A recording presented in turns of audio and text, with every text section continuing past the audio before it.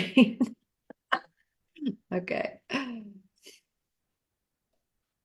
Welcome.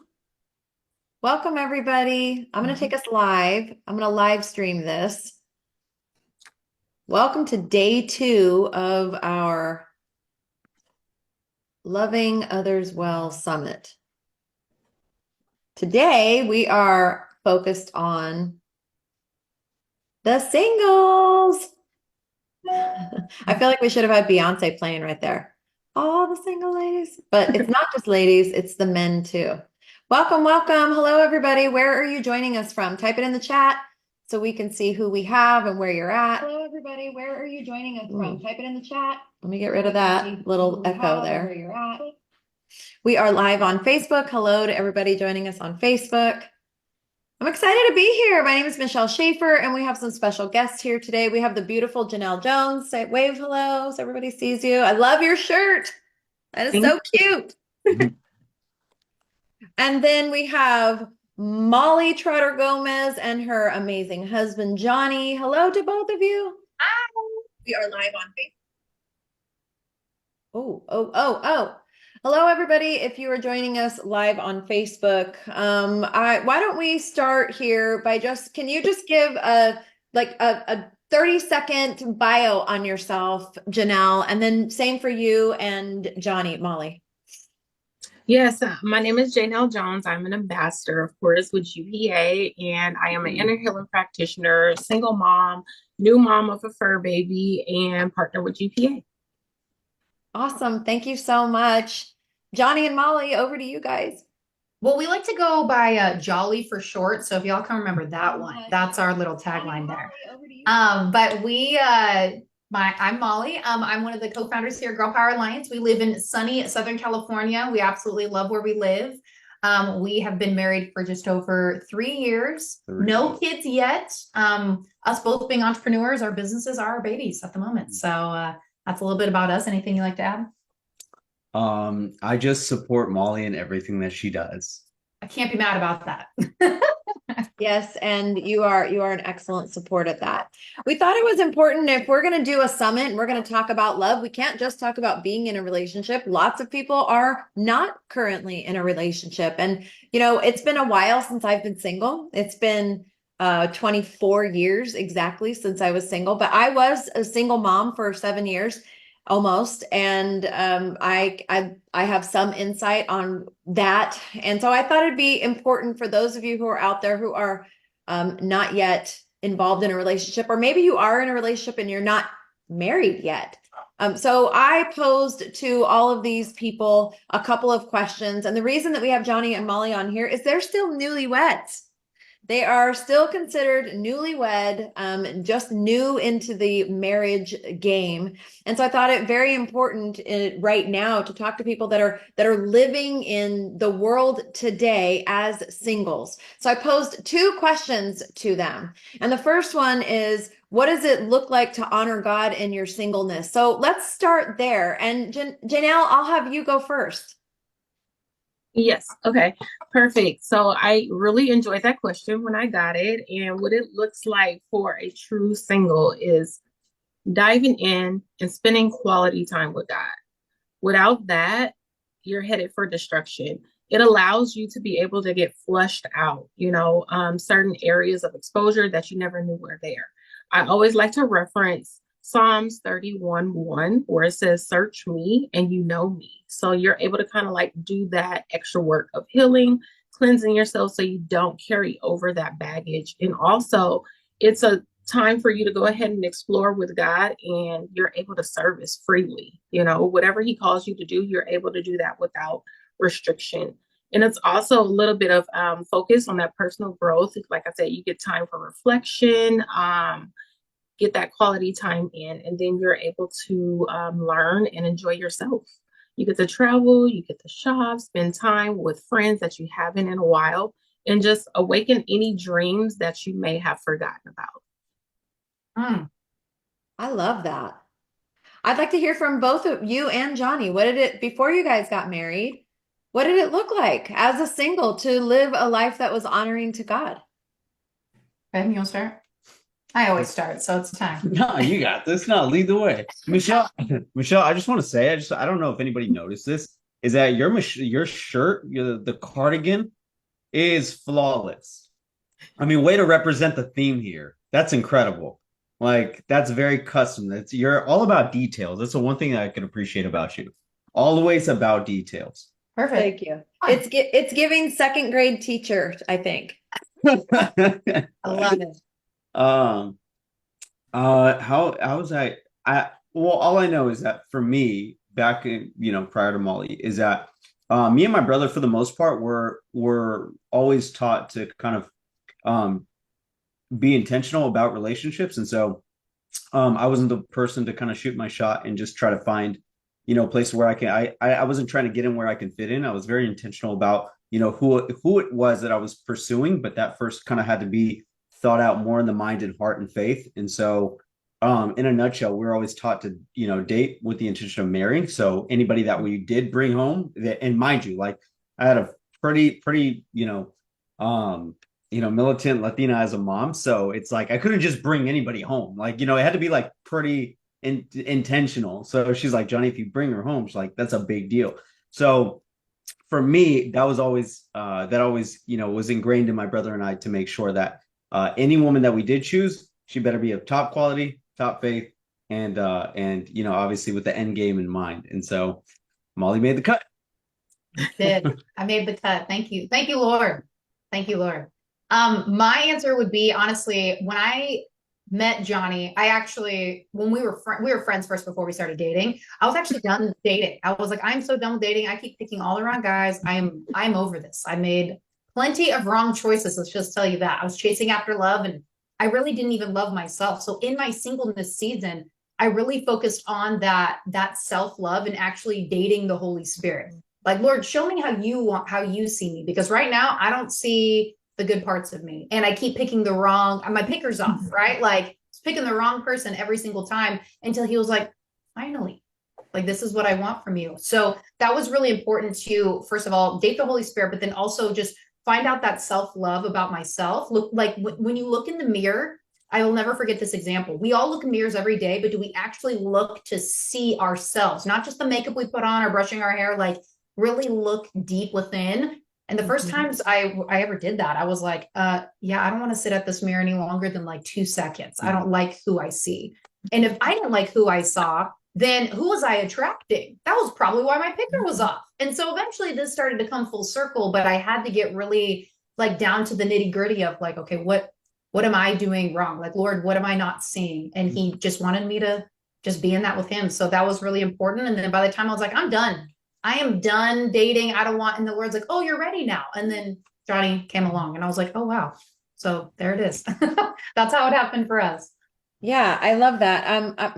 Now I feel sometimes like my talk on this isn't totally relevant, because it feels like a whole different world today for singles than it was even 20 years ago. We didn't have apps. Like, it wasn't there was no swiping. That sounds like wild madness. What do you mean you're swiping to meet people? That doesn't make any sense. But I will tell you that I was a single mom. I had 2 children. And so I didn't just frivolously date. I was busy working, going to school, taking care of my children. So, and I relate to all of you and what you said. I was, not the person I am today. I felt isolated. I felt like I didn't belong in a church as a young and really looked young single mom. So I felt like everybody was looking at me when I went to church. So I kind of backed away from going to church. But like Molly, I said to the Lord, I dated a little bit. It was terrible. And I just said, Lord, if you want me to meet somebody, you're going to have to bring them to the grocery store, because I'm not dating. I'm not doing this anymore. And I didn't want to meet somebody out at a bar. And I ended up meeting Bobby on a blind date. It was set up by somebody. But I will tell you this, that even though I wasn't intentional about personal development like I would be today, that I still was working on myself. And I feel like honoring God in your singleness is really making it a priority to keep him at the center of your life and working to grow your relationship with him first. Because what we've been taught, or at least me, was like marriage is two halves come together and they make a whole. And that is false. You have to be a whole person coming together with another whole person. So really working on some of these things about yourself. And one of the things that could be good about dating, and I'd love to hear your opinion before we go into the next section, but I think one of the good things about dating is, depending on your background, maybe you don't even know what you want yet in a spouse or a mate. And so as you're dating, you're like, oh, I liked that, but I didn't like these other things. So each time you're attempting to meet somebody and get to know them, you're collecting data personally about things that you like and you don't like.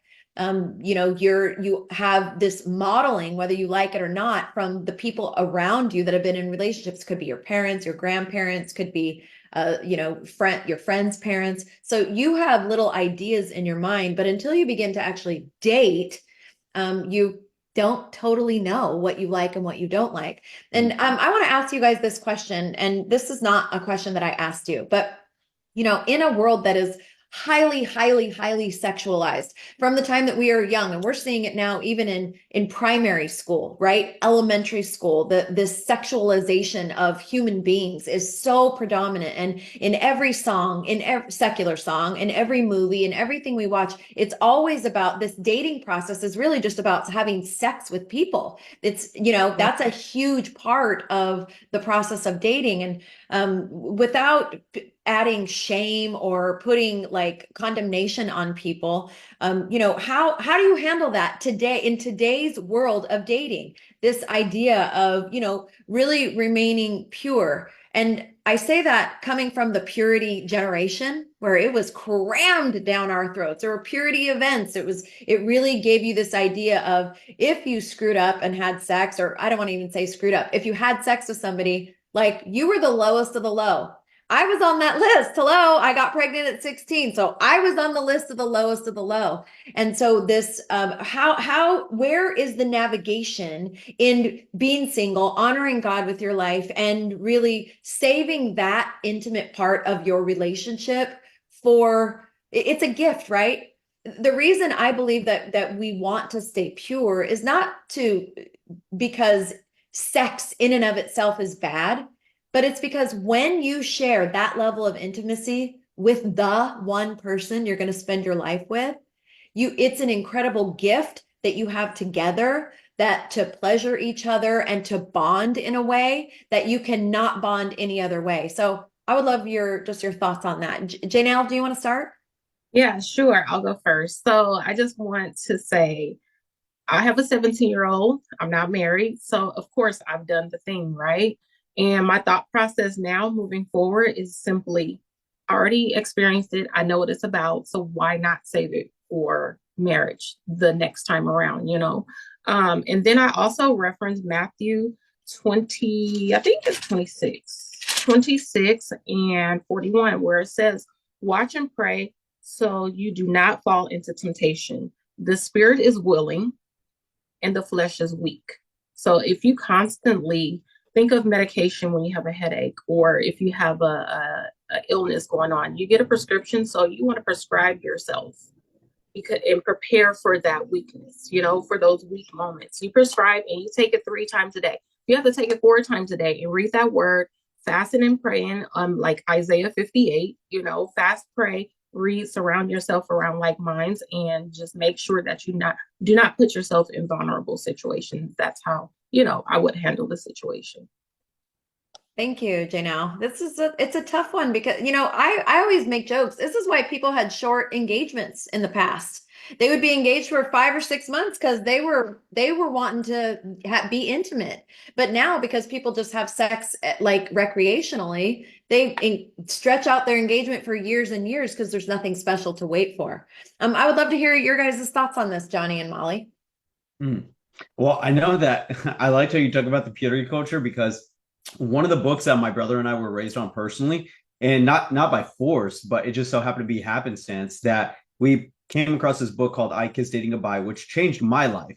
Now, since its writing, to today, it's kind of been renounced not only by the author, but kind of by Christianity as a whole, which is sad. And the author actually became an atheist, which sucks.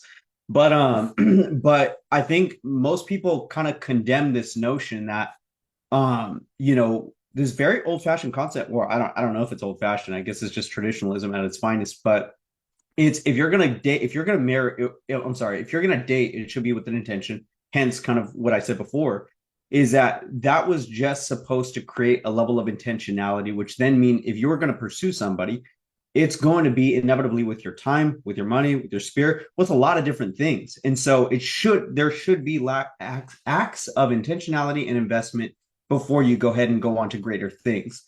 Now, when me personally, when I assess, or at least when I was assessing a mate, it wasn't just this thing where I was just trying to, where I think a lot of people in a relationship, or at least when they're actively seeking something, I think a form of it is either entertainment or escapism, which is both two wildly reckless foundations when trying to pursue something. Because then you're not only trying to offload a certain level of responsibility in pursuing greater things in your own life and trying to seek them in another pleasure with someone else, but you're also pushing away the other things that you could be focusing on that could thwart that energy. So I think a lot of people not only today are having that problem because we're not only hypersexualized, but hyperstimulated.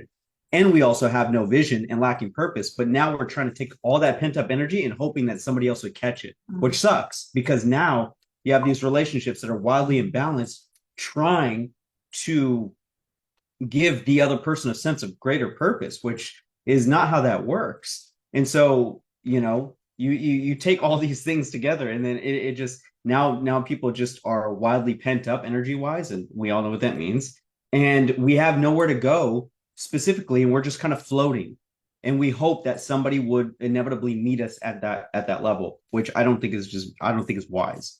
And so without that kind of vision and clarity within your own life, and hoping that somebody else will help you find it, is just it's just not a good way to go. And I think that that's exactly where our generation, specifically, at least mine, is primarily stuck in. And yeah, I don't know. No, that's good. What I'm about to say is going to be like not opposite, but like something totally different. So to paint context for Johnny and I, so Johnny was a virgin when we got married. So that was rare to find. I was like, I'll be honest, I was like it was a pro and con for me. I was like, I don't really know how to like go about this. And so I had to really sit with the Lord, and I'm like, okay. And then obviously the cons, I'm like, get out of here. Like we're done with that. We're done with that part of the list. So I was not a virgin. I literally was chasing after love and found it in all the wrong places. And I came into the marriage with baggage, like just to be fully honest. So luckily we've been able to work through a lot of that. And, you know, we've even thought about going on like a podcast and doing lives on like virgin versus non-virgin. What are the differences? All the things, because there's a lot that was in that, but it was so it piqued my curiosity so deeply to know that I'm like, why did you wait? Nobody waits. Like, why? And so one of the things that he shared with me that I'll never forget, he's like, well, after a while, I was like, why would I just give that to anybody? Which we should always have that mindset when we get caught up in what Johnny was sharing and all this pent up energy. And you're like, where does it need to go? Oh, I think I love you. Therefore, you're the one. Let's do the thing. Well, I did the thing way too many times, and it caused a lot of issues. But being able to have and, you know, be pursued by a man that really just held that in high regard. I mean, the world would say, you're lame, dude. Like, what are you doing? Like, why? But that's why I first got caught up with the world, and I said pros and cons list, and like take the con out. That actually takes more discipline, that takes more self-love, that takes a lot more of everything really to be able to do that. And that was very, very attractive, because that's very hard to find these days. So I don't even know if that answers your question, but I knew I had to share that for somebody, because somebody needs to hear that somewhere.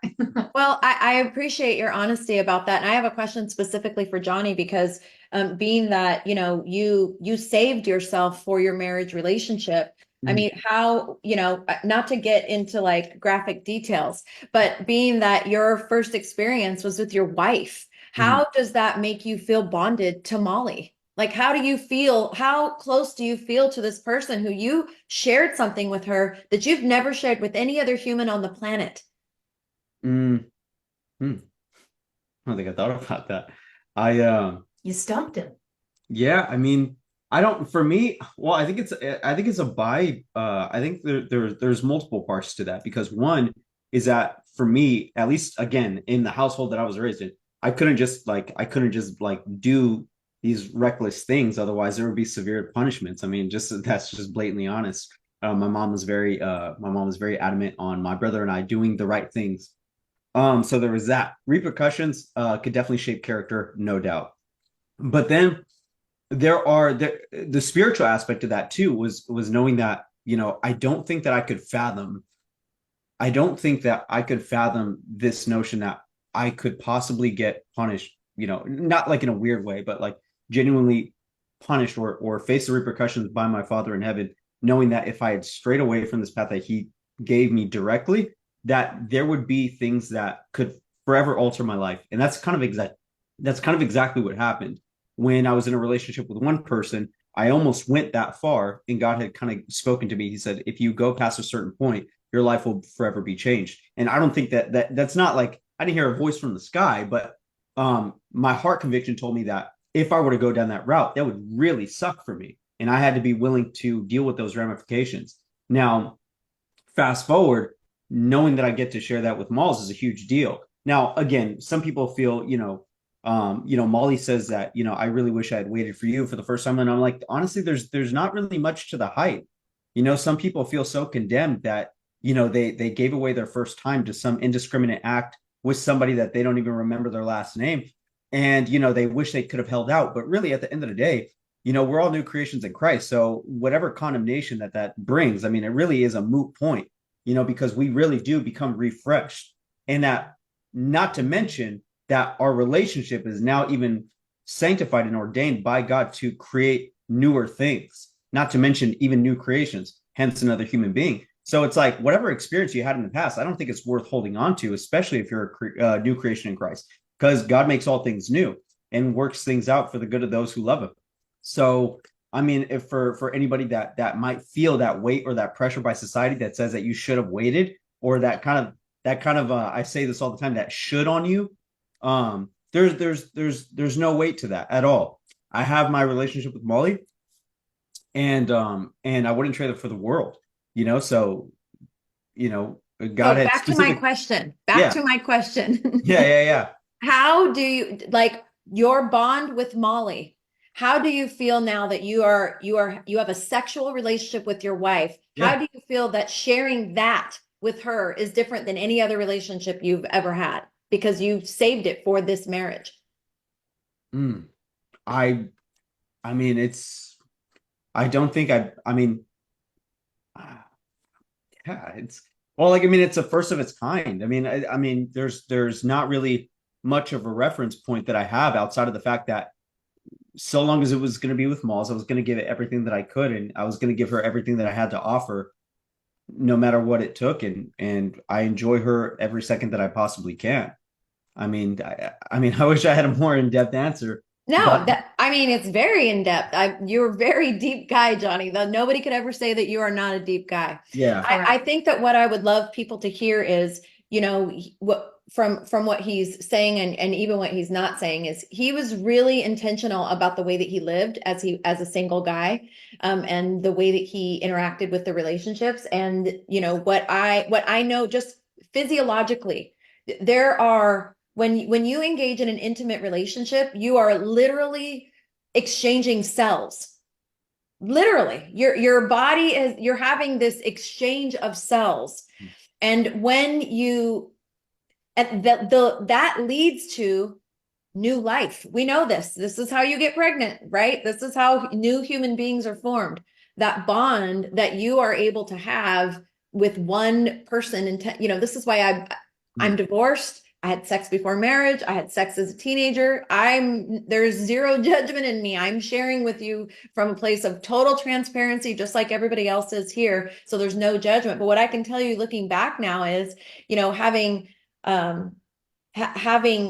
been I don't know if even careless is the right word, just having a lack of knowledge of what giving that away does and the ramifications of that on an emotional level, on a spiritual level, and on a real life level. When I look at my children, I mean, what kind of a purity talk can I have with my children, right? Because kids look at you and they go, well, you did it. And I can tell them, listen, I don't regret one thing about my life because I wouldn't have you. And you're the greatest gifts on the planet. But I can tell you that my advice to you is that your life will be easier if you take these steps. And by the way, all of those steps are laid out actually in the Bible. So where God gives us these guidelines, and not to shame us or not to make us feel less than, to show us if you're wanting to have a life that actually is more in alignment and actually has less problems, then you'll follow these guidelines. If you fall off the path, guess what? I still love you. You are still my child. God has blessed me unbelievably in the midst of me going on the wrong path, right? I got pregnant as a teen. I got married. I got divorced. I was a single parent.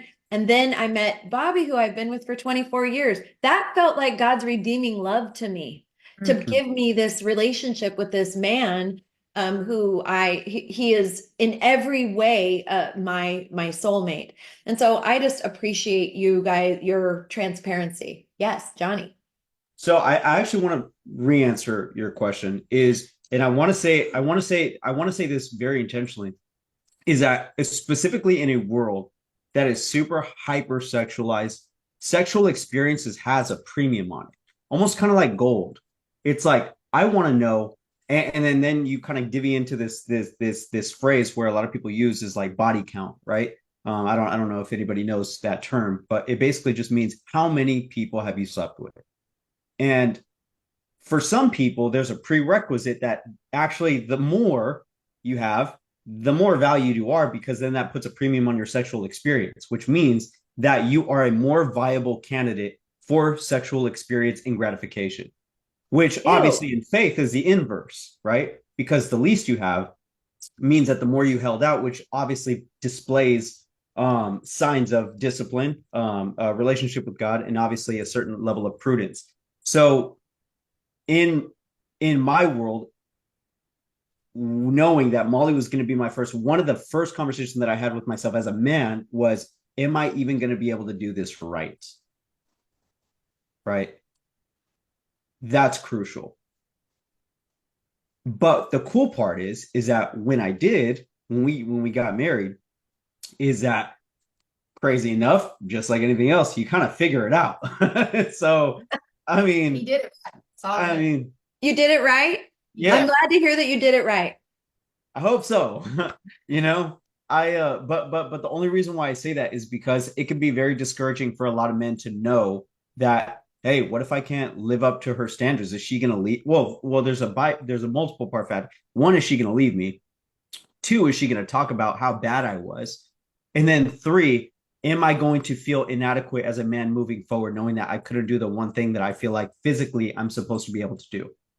So there's a lot of identity that could be wrapped up in a man in that entire hypersexualized culture that could say, can I do it or can I not? It's very binary, and it sucks, because then now you're like, well, shoot, am I even a viable candidate for even just a basic woman? Even just a woman with just, am I ever going to be able to perform? Right. Right. And so That's a lot of pressure. it is a lot of pressure. And so luckily with Molly, she alleviated that pressure because she was willing to accept me not only as I am, but then also willing to, teach me a thing or two if it ever came to that, and then figure it out. Right. And that's exactly what the premise of the physical aspect of love is, especially in the spiritual nature, because even in her experience, she could have taught me. She could have led me. She could have honed in on me. Right. And that's exactly where this kind of theological concept of complementarianism comes in, to where now she could take me by the hand if necessary. So that I just wanted to re-answer your question and just drop that in. We kind of went way off on a subject here, and I know we're only supposed to go 30 minutes, but if you guys will stick with us, we're going to go a little bit longer so that we can get into the second half, because clearly we could have a whole talk just on sex. We could have a whole entire talk just on sex. And I think it's an important thing, because Just to add one last thing, when I was single, so I got pregnant at 16, I got divorced by the time I was 21.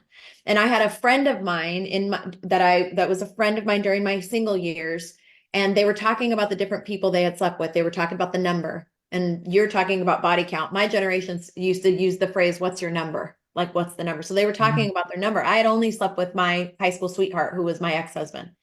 And one of the girls, there was three of us. One of the girls goes, "Oh, that's so good." And the girl next to her goes, "Why? Why is that good? That's terrible. She has no experience."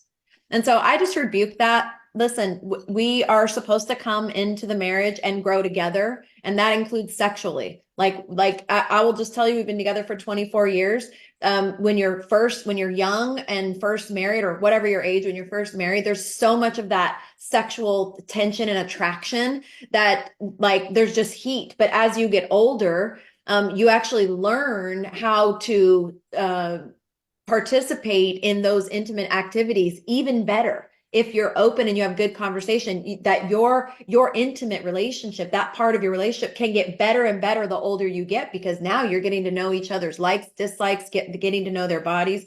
What a beautiful thing to get to share with your person. And I always describe it like this: when you have a healthy sex life, like, or let's say you're going to an event and you guys were intimate that day or the night before, and you see each other from across the room, it's like you have this little inside joke, this little secret that's just between the two of you, that nobody in the room knows. Or maybe you're going to be intimate that night. It is something so special that nobody can come in and interrupt or diffuse or distract or dilute. Is that special? I think that's one of the things that makes it so special between your spouse, when you have that and you're growing together. So I just want to say thank you for being so transparent, all of you. And let's continue that conversation. Maybe we'll do a whole sex summit in the future here. Maybe that's something we should do. But to close this out, one of the second question was, what are you doing to prepare? What did you do? Or, becoming the person that is ready for the spouse. So Janelle, we'll start with you, being single and, kind of like working on yourself. What does that look like for you? Yeah, so the prep work for myself, I compare to the book Esther, the second chapter, and she had 12 beauty treatments, right? That comes in the form of perfume, cosmetics. So that can go both ways for man and woman. Just prepare yourself. So one thing that I'm currently working on is finances, right? Take 6 months to fix your finances. Guess what? For the men, if you're so eager and ready, you're ready for this woman, right? Start saving for your wedding. Start getting her ring already, in advance. So, and then in Girl Power Alliance, of course, we have entrusted her with her finance. I have to put that plug in there, but just, start doing that prep work. Another thing that I started to do prior, didn't understand until today, and I still do it, is surround yourself around those marriages. I used to hide and tuck away from it, but no, I embrace it. Look for those successful, healthy marriages and ask questions. Ask for the common denominator, and see what held them together for those years that they've been together. And then the last one is just that spiritual availability. Again, stay in the word. I have a book that I'm reading. It's called Knight in Shining Armor. Amazing. You do that 6 month work, and then to fast and pray. I love that so much, that you're talking about really a holistic approach to preparing yourself, not just emotionally, but financially, physically, Yep. spiritually. And I think that's really, really important. Remember this idea of being a whole person that finds a whole person, because if you are single and you are looking for a partner to fill the void, that void will never be filled. The void is only ever filled with a relationship with the Lord. So that is the only place it comes. If you're looking for a relationship to actually be that, it will never live up to your expectation. So I'd love to hear from both of you guys. As I know your story, so I know some background on where you were at when you met. But before you met Johnny, Molly, what were the things, or were you even intentionally like preparing yourself for that life partner? Yeah, I would say one of the biggest things that I always kept telling myself is I need to prepare myself as the queen that God sees me. So when my king arrives, I'm ready. Like, I'm not having to be like, oh, I have to catch up. Oh, I'm not this, I'm not that. I'm like, I know who I am. I'm ready. I know my value. I know what I bring to the table, and I know what I want in a man. And here's what I really like boiled down to is men can always provide financially, physically, but the spiritually and emotionally part, those are the two hidden gems that I'm like, when you find those, you better latch on. And that's when I was like, I tell people Johnny's like a unicorn that I had to rope and reel in, because you don't just let a unicorn just trot on off. Like, you take it and it's yours. Because the emotional and spiritual aspect, it got me do a couple double takes. Because for just, a little more insight, he's younger than my younger brother, and I never dated anybody younger than me. It was always older because the maturity level, but the emotional intelligence and spiritual intelligence, I was like, hold on a second. Like, there's something so beautiful here, because the other two, physical and financial, guys have that down. That's like autopilot for them. But the other two take a lot of intentionality. And I knew I needed that. And I was done settling for anything less. So if I wanted an emotionally intelligent man and a spiritually intelligent man, what did I have to become? The same. So it was always going to help me in the long run, no matter who I was going to end up being with.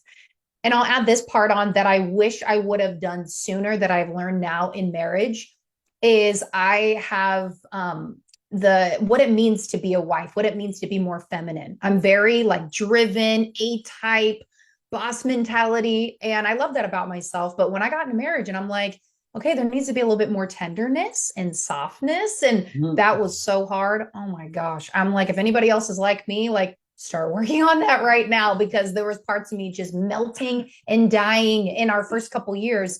And if you notice the timeline, we got married right in the middle of the pandemic. So the world was shut down. We had a small little COVID beach wedding. Like, it was tiny because we weren't going to wait, but the world was already in chaos. And then I had to deal with this, like, wait, feminine tenderness, what are you talking about? Like, I don't know how to do that. I didn't see that growing up at all.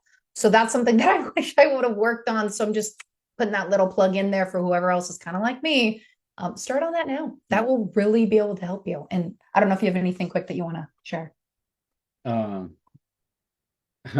Michelle, just for the sake of maybe sparking up something, what was the question? You remind me of Bobby.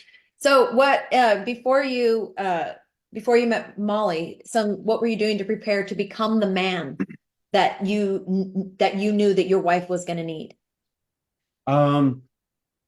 If anything. Yeah, so the only thing that I think mattered to me was understanding and assessing my faith, because I think that how I see it, and I always say this, is that how I see God is how I see everything. And so being able to strengthen that faith component was really crucial for me. And being, I don't know, I always had this notion that I needed to be very faith inclined to make sure that who I was through and through was going to be a fit candidate for whoever it is that I was going to marry, which means that the other person that I was going to marry was in fact going to value that. Because again, some people value making a crap ton of money. Wasn't always my forte. Like I wasn't, just somebody that could just pop money out of thin air, working harder, things like that. I just wasn't really that guy. But one thing that I really was good at was being emotionally, mentally, and spiritually available. And so knowing that, as part of who I am, being self-aware, knowing that that was just my lane, I chose to focus just on that. Spirituality, being, involved in ministries as much as I possibly could. I don't know. Those are just the things. And then also there was this one challenge that changed my life, and it was called Holy Warriors. That was back in my church back in San Bernardino. And that pretty much basically gave you a very strict regimen on what it means to be not only just in this consecrated, sacred space in your life for the next 30 days. You don't really watch any kind of secular music. You don't watch movies. You don't watch music or listen to music. You don't virtually do anything. You're pretty much like consecrated for the next 30 days. You fast. And we did that. I think, was that during our dating or before? It was right before. Yeah, it was like right before. Me and Molly did it together as a challenge. And because of that, and I think arguably that single-handedly, that set the tone and the trajectory of what would then go into our engagement and then marriage. And doing that kind of spiritual challenge right before really consecrating and nailing in getting engaged and much less having to talk before marriage is crucial, because then you know where that person is spiritually, which then sets the pace for everything else. I mean, sure, I could always go to therapy, I could get help, I could make more money, I could do all those things. But if that spiritual part is lacking, I mean, that's going to make things a lot, I feel like, harder, you know? So for So me, that good. was crucial. Thank you. So good. Very, Yeah. very, very good. I didn't have, I wasn't intentionally doing anything because I'll be honest, I actually thought I was never going to be in a relationship again. I had been told by a pastor that as a divorced woman, the only path available to me was to remain single and celibate my entire life or go back to my first husband. That's what a pastor told me. Also, having grown up in the church culture, which told me that I was, uh, uh, you know, a horrible person for getting a divorce. And so I wasn't preparing because I just thought, you're never going to have anybody for me at all of like my young 20s, thinking for sure I was going to be single for the rest of my life. So I was very just focused on being being the best kind of a mother that I could be and creating a successful career and, just immersing myself in my relationship with the Lord privately. Like I said, I wasn't going to a church because I didn't. And who knows if it's actually true? It probably wasn't even true that people looked at me that way. It was the way that I perceived people looking at me. So that's where I stand on that. Now, I just want to say a couple of things. First of all, I want to thank you guys for your transparency. It is such a gift to other people to hear the inside scoop of things when you're talking about relationship and sex and being real. So many people are out there wanting to just look good and make things look good. That's very, very difficult to hear the truth. And so when we don't tell people the truth, they are unable to feel connected in real life because they hear all these fake stories and, oh, I did this and I had this. And they're like, I can't relate to that at all. That's not me at all. And, Molly, in particular, I think it took a lot of courage to just be as transparent you are just about, your life and your past. And I thank you for that. And I want to add two things. I'd like a last word from each of you on two things. But one thing I want to say is, Bobby and I have a friend. They were a couple. They dated for 5 years, and they they decided to not be intimate and not even kiss. They decided they didn't even want to kiss. And after 5 years, their relationship was really at like an impasse. And guess what? They broke up. So there is, and Bobby and I, we counseled them a couple of times. And we both were like, you guys have gone so long, you've actually created a barrier in your relationship by not connecting at all. Now, I think it's amazing that you save the intimate part, the actual sex part for marriage. But if you're being so legalistic about it that you're not able to see if there's any actual physical connection and connect and create intimacy before sex, then I think, again, you've swung the pendulum too far. So there is a place in the middle where you can grow together and not actually have sex, save that beautiful thing for marriage, but still have a physical connection.